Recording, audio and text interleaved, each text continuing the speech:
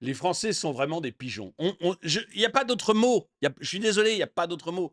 Mais ceux qui travaillent, les travailleurs français, sont vraiment des pigeons. L'État draine tout votre argent, vous pique la moitié de votre force de travail, il pique la moitié de la richesse créée dans ce pays et le dépense, mais absolument n'importe comment. Mais vraiment, absolument n'importe comment. Vous savez la dernière, folie que j'ai vue? Est-ce que vous connaissez la dernière, folie que j'ai vue? Vous savez que dans les banlieues, le gros problème, c'est l'insécurité. On est d'accord, hein? Le gros problème dans les banlieues, c'est l'insécurité, c'est le trafic de drogue, c'est, les violences, les voitures qui crament, les commissariats attaqués, les policiers attaqués. Eh bien, à Strasbourg, pour Strasbourg, le problème des banlieues, c'est pas ça. Pour la mairie de Strasbourg a décidé de prendre l'argent du travailleur français, de Nicolas, de lui piquer son fric pour faire une formation aux jeunes de banlieue. Une formation vraiment essentielle, une formation totalement nécessaire, les enjeux écologiques. Bonjour et bienvenue dans cette nouvelle vidéo de DME en direct. Comme toujours, si vous n'êtes pas abonné, je vous suggère de le faire et de cliquer sur la cloche pour être prévenu lorsque je sors une nouvelle vidéo. Et vous devriez aller sur la boutique de la chaîne, vous avez sûrement trouvé un truc qui vous plaît. Le lien est dans la description. Je vous en parle en fin de vidéo. Quand j'ai vu ça, je me suis dit, mais qu'est-ce qu'ils font de notre fric en fait? Vous savez, le budget est passé, je crois que c'est 25 milliards d'impôts en plus. Hein, donc, c'est que des impôts en plus. Hein. On a rien réduit, tout va bien. D'ailleurs, le ministre de l'économie nous l'a dit. Et on n'a pas trop de fonctionnaires. Qu'on en ait 2 millions de plus que l'Allemagne, c'est comme ça, c'est une coïncidence. Après tout, l'Allemagne, c'est un pays du Sahel, hein, c'est le Sahel, c'est un pays du tiers-monde, donc on s'en fout. Donc, mais il nous a dit, il n'y a pas trop de fonctionnaires. Et puis ils nous ont dit, il y a pas trop d'agences. Toutes les agences de l'État sont absolument hyper utiles. Donc, voilà, l'État dépense votre argent avec énormément de parcimonie et d'intelligence.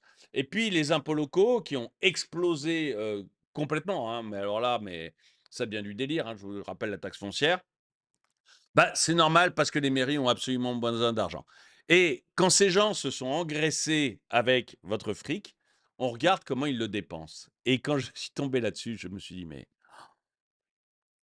pourquoi on paye en France? Mais c'est pas possible de payer autant d'argent pour des choses aussi débiles. Regardez avec moi, mais il y en a marre, quoi. Ces mairies sont trop riches.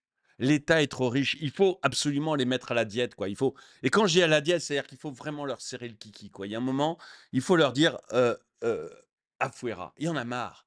Il y en a marre. Il y a un moment, vraiment, il faut se révolter. Regardez ça. Nicolas, encore merci à Nicolas. Alors, Nicolas, vous savez, Nicolas, c'est le nom qu'on utilise maintenant pour le français actif qui travaille et qui entretient tout le reste de la population et surtout les délires des mairies. Strasbourg, 105 000 euros pour former des jeunes de banlieue aux enjeux climatiques. Les jeunes habitants des quartiers populaires de Strasbourg pourront se former sur l'écologie et les enjeux de les associations de banlieue avec l'association Banlieue Climat. Celle-ci a signé une convention de financement avec la ville pour exercer ses activités à Strasbourg. Banlieue Climat. Et les jeunes de banlieue, ce qu'ils ont besoin comme formation, c'est comment éviter les balles. Faut être clair maintenant en France. Le jeune de banlieue, le climat, c'est pas trop son problème. Son problème, c'est de pas se faire raqueter avant le soir. Et si jamais il est déjà rentré dans un cartel, son problème, c'est d'éviter les balles de Kalachnikov.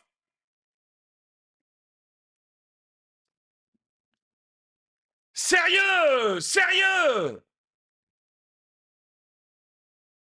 Avant de payer les associations banlieue climat, qui à mon avis doivent vivre mais alors grassement avec ça, dans des proportions mais monstrueuses, avant d'aller enculer Nicolas avec de nouvelles taxes, est-ce qu'on pourrait mettre des flics? Le problème des banlieues, c'est pas du tout le climat ou le fait de former des jeunes à l'écologie. Le problème des banlieues, c'est de mettre suffisamment de flics pour aller complètement écraser tous les trafics. Le problème des jeunes filles en banlieue, c'est pas du tout le climat, c'est qu'on les oblige à porter des voiles ou alors à se faire violer par réunion dans une cave. Le problème des petites filles de moins de 18 ans dans les banlieues, c'est pas du tout l'écologie, c'est les mariages forcés. Est-ce qu'on peut régler ces problèmes? Est-ce qu'on peut regarder la réalité en face? Au lieu de jouer les escrolos et d'arroser de fric les copains. Nicolas en a ras-le-bol. Ras-le-bol.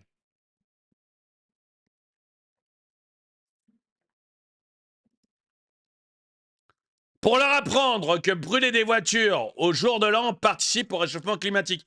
Je fais remarquer d'ailleurs que pour le jour de l'an chinois, on a eu 0 voiture brûlée. Hein. 0. Il n'y a pas eu de vitrine pétée, il n'y a pas eu de criminalité d'aucune sorte. Les Asiatiques posent 0 problème.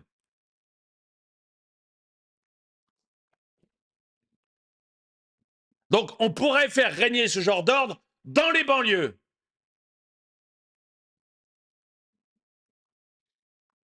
Simplement leur apprendre à respecter la loi n'est pas au programme. Les pochons de bœuf vides, c'est dans la poubelle jaune. Exactement. Pas de baisse des dépenses, sinon on va fermer les crèches. Ah oui, ça c'est ce que nous avait dit la maire de Strasbourg. D'ailleurs, j'avais passé à l'époque, hein, où on avait demandé aux maires de baisser un peu leurs dépenses. Et tous, ils étaient venus pleurer. Mais non, on va devoir fermer les crèches, tout. 100 000 € pour une association qui va ne faire que s'engraisser. Mais écoutez-la, écoutez-la. C'est tout simplement impossible parce que ça signifierait quoi? Ça signifierait sabrer dans nos services publics. Moi, je ne sais pas faire ça. Ça veut dire quoi? 9 millions d'euros, c'est notre budget de la petite enfance. Alors, on fait quoi? On ferme les places de crèche? C'est notre... J'avais montré tout, mais vraiment, hein. J'avais montré plusieurs trucs comme leur potager, hein. Le jardin potager de la ville de Strasbourg, à côté de la gare. À côté de la gare. Et ben maintenant, c'est un grand terrain vague. 300 000 €. 300 000 € pour faire un grand terrain vague. C'est nos subventions aux centres socioculturels. On arrête les animations dans les quartiers. Oui, oui, ah oui, ah oui. Les animations dans les quartiers, on s'en fout. On s'en fout. C'est pas à la mairie de faire ça.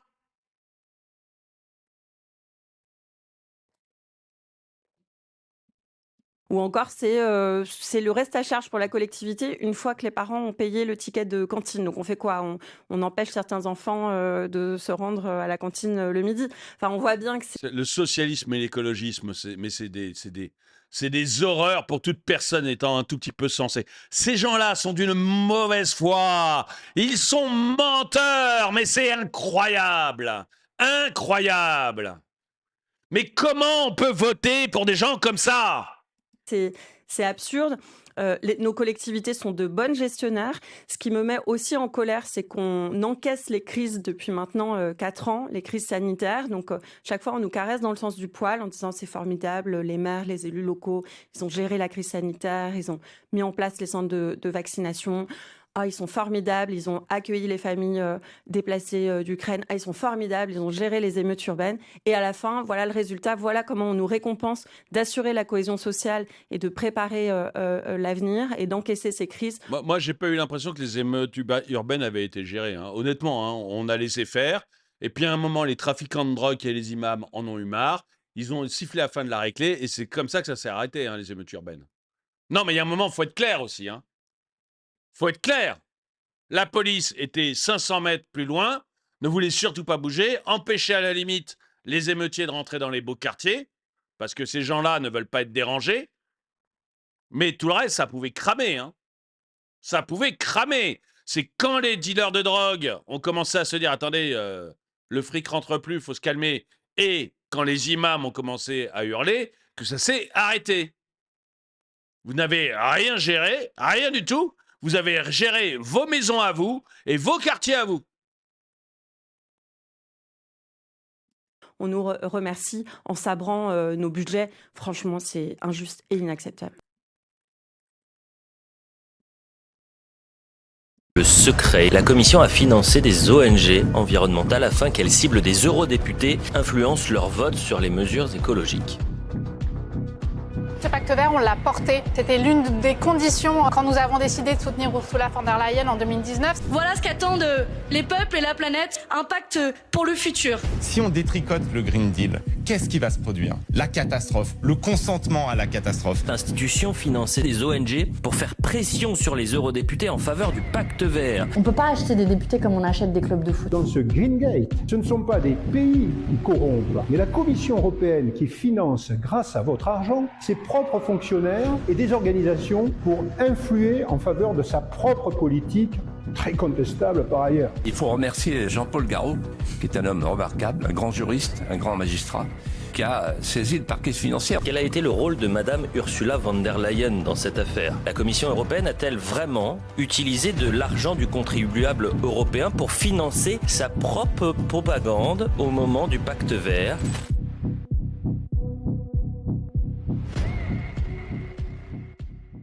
C'est impressionnant, c'est impressionnant. Merci Nicolas, je suis Nicolas. J'aime bien ce hashtag je suis Nicolas. Non mais c'est vrai, il y en a marre de payer pour toute leur couillonnerie là. Bon, écoutez, vous me direz ce que vous en pensez dans les commentaires. Si vous trouvez que c'est bien en fait de sensibiliser les jeunes de banlieue aux enjeux climatiques et surtout si vous payez vos impôts, si vous êtes heureux de payer vos impôts pour ce genre de choses, ou si vous pensez comme moi que il faut faire dégager tous ces gens, mais il faut les faire dégager, mais le plus vite possible, mais vraiment le plus vite possible, parce que non seulement ils nous entraînent à notre perte, et on voit bien que la France est en train de s'effondrer sur tous les plans, non seulement ils nous entraînent à notre perte, mais ils le font uniquement pour pouvoir, eux, s'engraisser et pouvoir engraisser leurs copains et se mettre des badges verts. Et je trouve ça mais de plus en plus écœurant. Dites-moi ce que vous en pensez dans les commentaires. Je vous rappelle la boutique. N'hésitez pas à aller sur la boutique DME. Faites-moi un clin d'œil en achetant, je sais pas, un magnet, un autocollant. Ça me rapporte rien, mais voilà, ça fait 1 euro l'autocollant pour moi et 1,50 € le magnet. Donc c'est vraiment pas pour ce que ça me rapporte, c'est juste un clin d'œil pour soutenir la chaîne. Et moi, je vous fais un clin d'œil en vous envoyant un logo de la chaîne. Quoi qu'il en soit, merci d'avoir regardé cette vidéo, partagez, mettez un pouce vers le haut, et moi je vous dis à très bientôt.